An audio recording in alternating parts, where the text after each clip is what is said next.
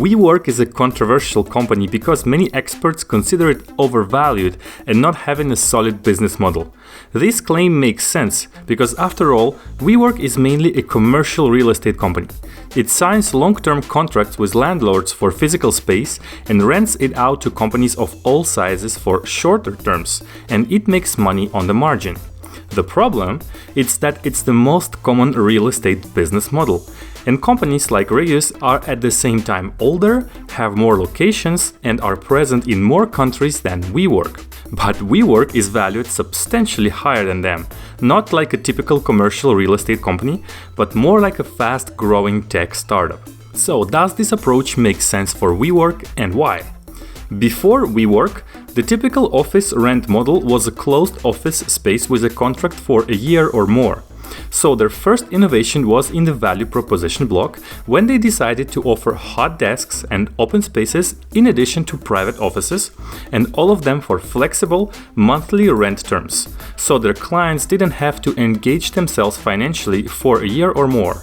WeWork simply took advantage of the freelancing and startup trend, where more and more people are independent workers, and there are a lot of venture capital funded startups that need renting contract flexibility. They were not the first co-working space of its kind, but WeWork managed to create a brand and position itself as a champion of this social change. In addition to this, WeWork mastered the attractiveness of its locations with beautiful design and community perks like ping pong tables, food courts, free coffee and beer, etc. So by doing this, WeWork also innovated on the type of customers. In typical offices, these are rather established small and large companies. But now there are also freelancers and startups. The problem with these segments, as many experts point out, is that these are also the types of customers that will first go bankrupt in a time of economic downturn. So WeWork critics think that the company will not be able to withstand such a downturn because it will still have to pay its long-term rent to the landlords while not having enough clients to generate a substantial margin, not even talking about paying back investors. But thinking that WeWork only has precarious types of clients is wrong. There are also big corporations that rent spaces at WeWork locations, just as there are established non-venture capital small and medium companies.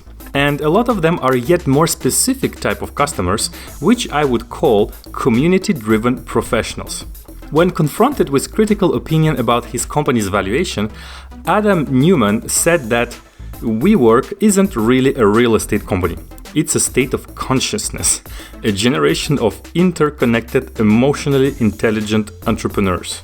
Yeah, that's a real quote. So, although this sounds crazy and more like coming from the leader of a sect, this statement might actually make some sense. Let's dive deeper into the types of customers. In a typical business center, you will find customers looking for the utility provided by the physical space. Companies that just need a space. Most of the time, there is no mingling between companies, no lunch together, no meeting new people. Basically, there is no community aspect. But the world we live in today creates a new type of worker. Not just the freelancer, startupper or the independent one, but one who is looking for a community, to meet new, interesting people and spend quality with them around their working time. And that's the biggest difference between WeWork and other office space companies. WeWork established itself as a brand, and you know that by going there, you will meet like-minded people, get a sense of belonging. So of course many companies will still rent a space for pure utility even at WeWork, but others will want to rent it with the community aspect in mind. And so even if WeWork competitors will rearrange their buildings to include more co-working space, ping pong tables and basically make it look exactly the same, they will still have a hard time to create a global brand like WeWork, which reminds of this community aspect and attracts customers because of it, and not just because of basic office space need.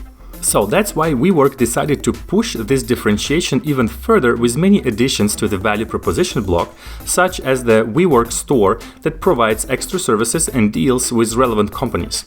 They also acquired the company Meetup, and this acquisition makes perfect sense, given that Meetup is purely community-driven and attracts people who want to meet other people. WeWork also integrated fitness centers in some of its locations, and they're open for non-members as well, so it's a separate source of revenue. And they're also experimenting with co-living through a company that they called WeLive.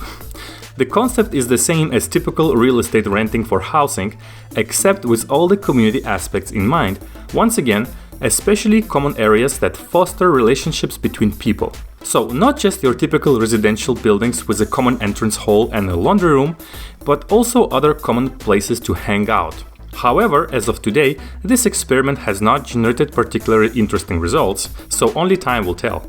With all this in mind, it gets clear that WeWork tries to be a real estate company in a broader sense, and it's focused on community building. So they are redesigning all the spaces of people's lives, like where they work, where they live, where they work out, and eventually where they do other stuff, around the needs of the new generation of workers that look for flexibility and belonging. Finally, there's also a technology aspect to WeWork which fits into their key activities.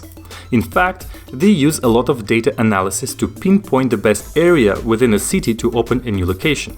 They track foot traffic within their locations using sensors, and they create 3D models of their buildings to design the best possible office structure, which integrates common spaces, private offices, hot desks, and all the other rooms in the most harmonious, comfortable way possible.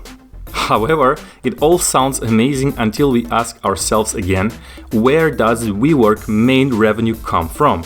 And it's still just the delta between what they pay to the landlords and what they charge to their customers.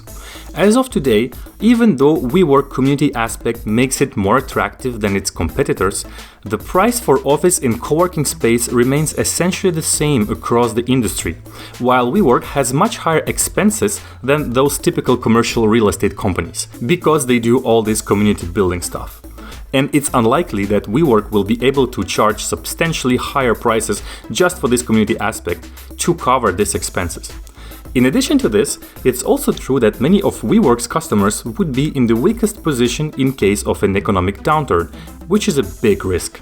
That's why the worries and criticisms of WeWork's financial viability are justified. But this doesn't take away WeWork's brand success and the differentiation that they achieved compared to typical office providers. So the innovation is great, but the question is, will all these investments be covered by a substantially higher revenue?